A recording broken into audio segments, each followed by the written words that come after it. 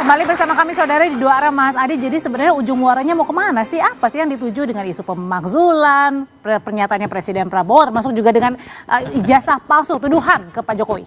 Saya menduga ada dua hal, Audrey. Pertama, kalau kita mau runut agak sedikit sistematis, peristiwa-peristiwa politik yang belakangan berkembang memang itu tonsnya lebih mengarah ke Pak Jokowi sebenarnya. Ketika terkait dengan isu pemakzulan, siapa yang kemudian ingin disasar?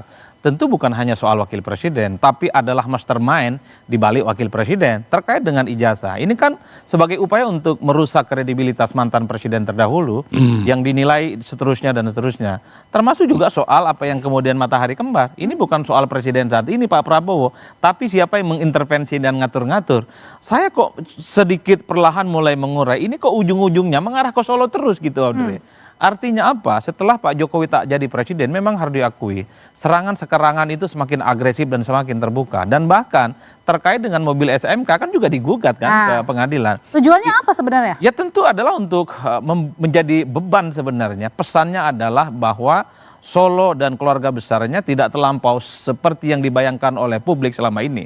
Tapi atau jangan-jangan yang kedua, publik, ini soal bagaimana menyusun batu bata kekuatan politik menuju 2029 terkait dengan isu pemakzulan. Tapi kan masih lama. Oh, bagi Audrey yang bukan politisi dan bukan pekerja politik, Belanda masih jauh. Tapi bagi para politisi, orang-orang yang punya mimpi bertanding dan maju di 2029, saya kira memang kekuatan politiknya per hari ini sudah diperhitungkan.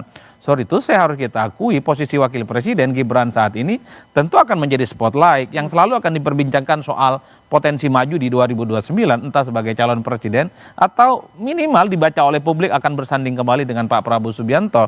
Tapi kan kita ingat belakangan ini kan kita mendengarkan begitu banyak misalnya elit-elit partai yang sudah memberikan dukungan politik ke Pak Prabowo, PAN, PKS, Demokrat, Golkar.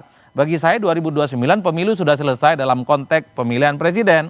Orang sedang berpikir kira-kira siapa yang bisa berdampingan dengan Pak Prabowo Subianto. Jadi orang-orang di sekitarnya sedang berebut ini, Audrey, berebut paling supaya kelihatan paling Pak Prabowo Subianto. Emang benar kayak gitu Bang Kodari sedang memperebutkan Wapres di 2029 siapa yang menjadi pendamping Pak Prabowo? Ini kira-kira pertanyaannya akan pecah kongsi apa enggak dengan Pak Jokowi di 2029? Siapa yang pecah kongsi dengan Pak Jokowi? Pak Prabowo Subianto. Gini, pertama 2029 itu bagi Pak Prabowo sendiri kan beliau sudah berulang kali mengatakan tergantung bagaimana kinerja saya.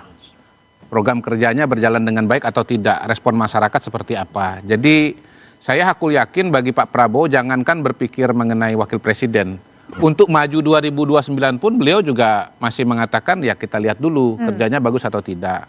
Itu satu. Yang kedua, memang faktual ya dengan perkembangan terakhir keputusan MK, maka 2029 itu kemungkinan akan lebih dinamis dibandingkan dengan tahun-tahun sebelumnya gitu loh.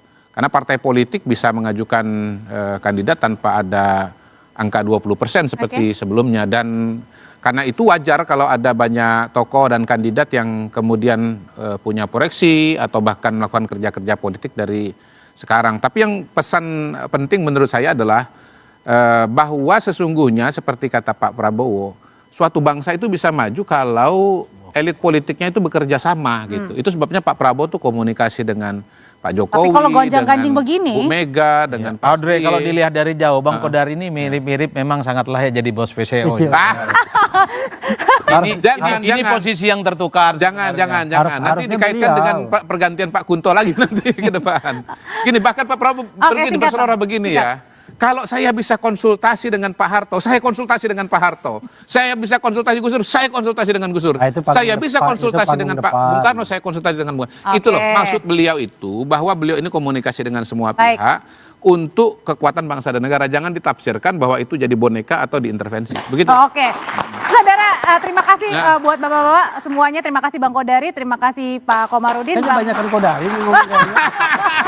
Terima kasih. Saudara, demikianlah Dua Arah malam hari ini. Saya Audrey Chandra pamit undur diri. Selamat malam, sampai jumpa lagi. Thank you, Bang.